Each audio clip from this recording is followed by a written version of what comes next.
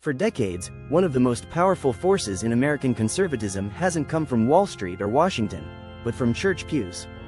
The religious right, also known as the Christian right or social conservatives, has transformed from a cultural movement into a political juggernaut. Its leaders preach about family values, life and death issues, and the soul of the nation. But its story is also one of fragmentation, reinvention, and generational change. Today, we trace the rise, influence, and uncertain future of the religious right. Part 1: Origins and Rise. The religious right didn't emerge spontaneously in the 1980s, its seeds were planted decades earlier. Throughout the 20th century, conservative Protestants largely kept politics at arm's length. But that changed in the 1960s and 70s. A mix of cultural shifts, including the civil rights movement, the sexual revolution, feminism, and the Roe v. Wade decision in 1973, activated conservative Christians, especially evangelical Protestants, to re-engage with public life. Key figures emerged. Jerry Falwell Sr. founded the Moral Majority in 1979, a political organization aimed at mobilizing conservative Christians. Focus on the Family, founded by James Dobson, became a key institution linking theology with political messaging. Pat Robertson ran for president in 1988 and later launched the Christian Coalition.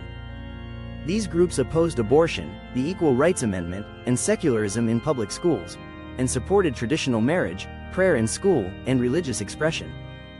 Ronald Reagan's 1980 campaign solidified the alliance. Evangelical voters turned out in force for Reagan, and the religious right became a core Republican voting bloc. Part 2: What they believe. While there is diversity within the movement, including Catholics, evangelicals, and some Orthodox Christians, the religious right broadly shares the following values. Pro-life. Opposition to abortion is central. Many support fetal personhood amendments and restrictions on abortion access. Traditional marriage. Historically opposed same-sex marriage and LGBTQ rights legislation. Religious freedom. Advocates argue for expanded rights for religious expression in schools, workplaces, and public life. Education. Supports school prayer, homeschooling, and private Christian schooling. Often opposes curricula perceived as promoting evolution, sex education, or critical race theory. Gender roles and family. Emphasis on biblical family structures and skepticism of feminist frameworks. Law and order. Tends to support tough-on-crime policies, though some groups are more restorative in focus.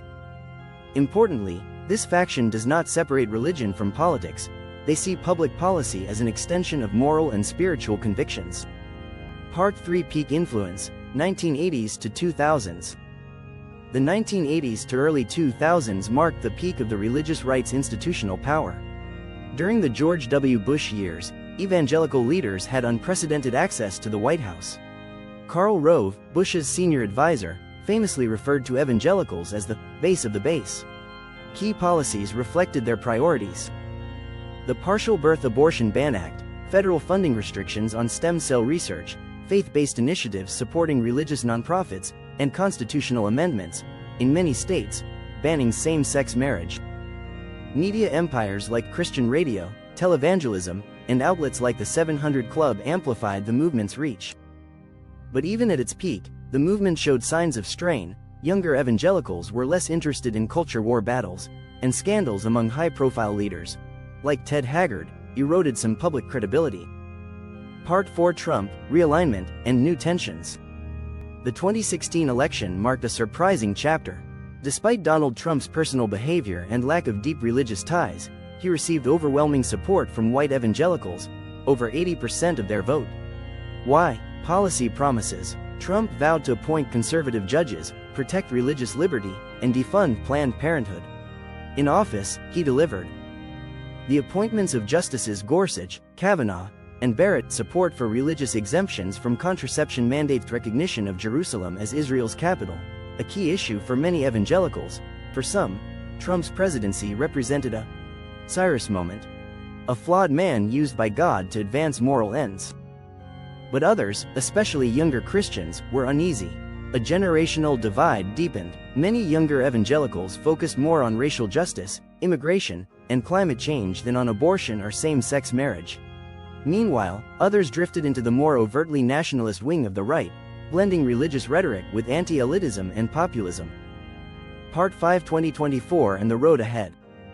As of 2025, the religious right remains influential, but fragmented.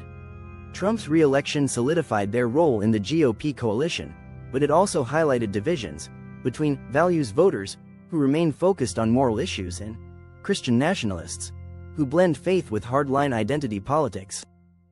Key institutions like Alliance Defending Freedom and the Family Research Council continue to shape policy and legal debates, particularly around education and religious liberty. At the same time, new groups are emerging, including evangelical climate advocates, pro-life Democrats, and more inclusive faith-based coalitions that challenge the old binaries. The overturning of Roe v. Wade in 2022 marked both a victory and a turning point. With abortion law now left to the states, the religious right's political strategy is evolving, focusing more on state legislatures, ballot measures, and cultural messaging. The future of the religious right will depend on how it adapts to generational change, demographic shifts, and the ongoing tension between principle and power. The religious right changed the Republican Party and American politics more than almost any other faction in the last 50 years. But its future is uncertain. Will it renew itself as a moral movement? Or merge more fully into the populist right? That's a question that will shape not just elections, but the cultural fabric of the country. Next time in the Political Faction series, we profile the pro-business establishment Republicans who typically align with Wall Street and Chamber of Commerce priorities.